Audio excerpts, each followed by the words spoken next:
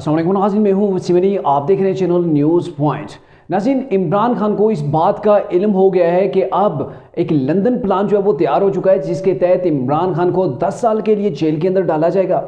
और उनकी अहलिया को बेतुकीर करके जेल के अंदर डाला जाएगा। ये कप्तान का फरमाना था और कप्तान को इन चीज़ों का पता कैसे ना हो। कप्तान के अपने कारनामे ही ऐसे हैं, उन्हें पता है कि मेरे जो कारनामे उनके अंदर जो मैंने बीज बोया है आखिर तो काटना तो है ही, तो इसलिए इन्हें बता दिया गया है कि आपके साथ कप्तान साहब ये होने वाला है। और ये इमरान खान के खिलाफ इस तनाज़र के अंदर होने वाला है कि इमरान खान के जो 9 मई के जो वाक़यात हैं, इमरान खान की जमात ने जैसे जो पुरतशद्दुद किस्म के मुजाहरे किए, उसके अंदर कौमी इमलाक तनसीबात को टारगेट किया, पाकिस्तान के एक अहम इदारे को टारगेट किया और बहुत से ऐसे एविडेंस भी गवर्नमेंट के हाथ लग चुके हैं जो कि काफ़ी हैं कि तरीके इंसाफ को बहन भी किया जा सके और इमरान खान को जेल की सलाहों के पीछे भी भेजा जा सके। अब इमरान खान का ये मानना है कि मुझे इसलिए डाला जाएगा ये एक साजिश के तहत ताकि मेरा जो है वो सियासी कैरियर को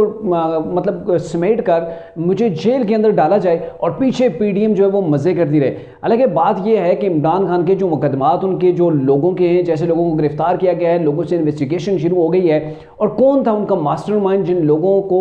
जो लोगों को उकसाता रहा, जिस लोगों को उकसा के कौमी जो इदारे थे उनके ऊपर हमले करवाए। जैसे कि आपने पहले शायद पाकिस्तान की तरीके के अंदर कभी नहीं सुना हो कि जीएचक्यू के ऊपर पाकिस्तान की किसी सियासी जमात ने हमला किया हो और ये वाहिद सियासी जमात है जिसने जीएचक्यू के गेट को भी तोड़ने की कोशिश की और दीगर जो कुछ हुआ वो तो सारा आपके सामने है। आज भी अगर आप देखें तो सोशल मीडिया भरा पड़ा है कि कैसे तरीके इंसाफ के लोगों ने इस मुल्क को जलाया, तोड़ा, जलाओ गिराओ किया और उसके बाद भी इमरान खान का यही मानना है कि अगर मुझे दोबारा से गिरफ्तार किया गया तो वही कुछ होगा जो कुछ पहले हुआ है। अब इमरान खान अपनी पॉपुलैरिटी की वजह से वो अभी आसमान की बुलंदियों के ऊपर उड़ रहे हैं। इमरान खान नीचे आने का नाम नहीं ले रहे हैं, लेकिन एक वक्त आएगा, जैसे अभी इमरान खान कह रहे हैं ना, मुझे बाजवा ने ये कहा था, मुझे बाजवा ने कहा था जी, मुझे जनरल फैज़ ने कहा था, फलां ने कहा था कि आप फाइज ईसा के खिलाफ रेफरेंस दायर करें, आप ये करें वो करें, तो फलां जितनी भी मतलब इमरान खान की नाकामियाँ हैं वो अभी आर्मी चीफ के ऊपर डाल रहे हैं और ये तासर दे रहे हैं कि इन लोगों के कहने के ऊपर मैंने एहतसाब नहीं किया, मैंने ये नहीं किया, वो नहीं किया, क्योंकि बीच में जो आयल थे वो जनरल बाजवा थे और आने वाला वो वक्त होगा जब इमरान खान ये कहेंगे मुझे उकसाया गया, मुझे फलां लोग उकसाते थे, पार्टी के अंदर फलां लोग थे जो मुझे तैश दिलाते थे, जिन्होंने मेरी पार्टी के अंदर रह के मेरी जड़ें काटी। इमरान खान को यू टर्न लेने में कोई दिक्कत नहीं होती है और वो माजी की जो बातें होती हैं उनको खुलकर भी बयान कर देते हैं। तो अब यही चीज़ है कि इमरान खान ने जैसे जो इक़दामात किए, उन इक़दामात से तो यही लग रहा है कि इमरान खान के खिलाफ बगावत का मुकदमा बनेगा और ऐन मुमकिन है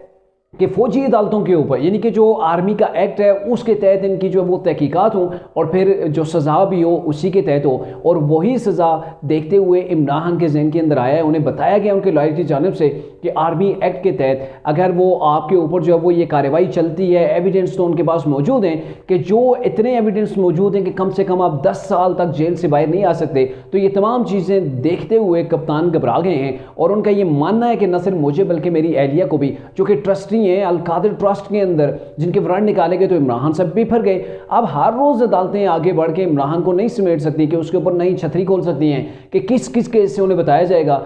मतलब बचाया जाएगा। लेकिन इमरान खान साहब इन्वेस्टिगेशन के लिए वो तैयार नहीं होते कि वहाँ पे वो तावन करें टीमों के साथ,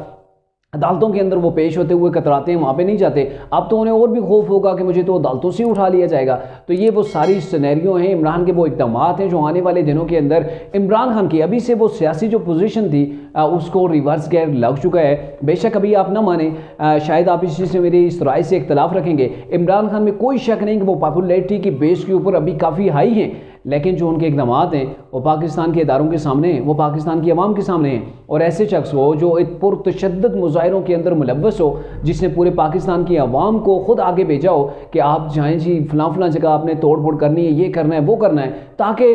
मेरी जो पावर है उससे कोई टच ना कर सके, मेरी पावर जो है वो अनटचेबल हो जाए। तो ये वो सारी चीज़ें थी जिनके लिए इमरान ने तगो-दो की, लेकिन यही चीज़ें इमरान के गले के अंदर पड़ने वाली हैं कि इनके यही इक़दामात हैं जो इनको का जो सियासी कैरियर है उसके ऊपर फुल स्टॉप भी लग सकता है। चीफ जस्टिस और इसके अलावा भी आपको ये बता दें कि चीफ जस्टिस ऑफ पाकिस्तान जो कि जल्दी रिटायर होने वाले हैं, लेकिन गवर्नमेंट ने एक अहम फैसला किया है कि उनके खिलाफ रेफरेंस भेजा जाएगा और इसके हवाले से आज पार्लियामेंट के अंदर भी तकारीर हुई और पार्लियामेंट के बाहर भी आपको पता है कि पीडीएम की जमातें वहाँ पर भी बड़ी तादाद के अंदर बैठे हुए हैं लोग कि वो ये कह रहे हैं कि सुप्रीम कोर्ट इमरान खान को, यानी कि जो चीफ जस्टिस ऑफ पाकिस्तान है अता उमर बंदियार, इमरान खान को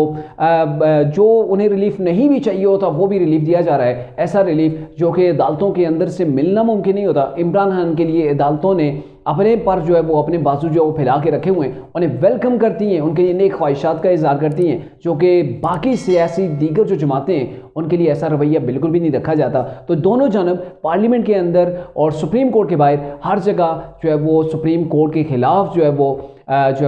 लोग जो है वो नारेबाजी कर रहे हैं और इक़दामात जो है वो तेज़ी से हमें उठते हुए नज़र आ रहे हैं, क्योंकि ख्वाजा आसफ ने भी आज कह दिया है कि चीफ जस्टिस ऑफ पाकिस्तान ने जो मिसकंडक्ट किया है उसके ऊपर भी नज़रसानी की जाए और फिर उसके बाद उनके खिलाफ रेफरेंस दायर किया जाए। और मेरे ख्याल में किसी गवर्नमेंट की मौजूदगी के अंदर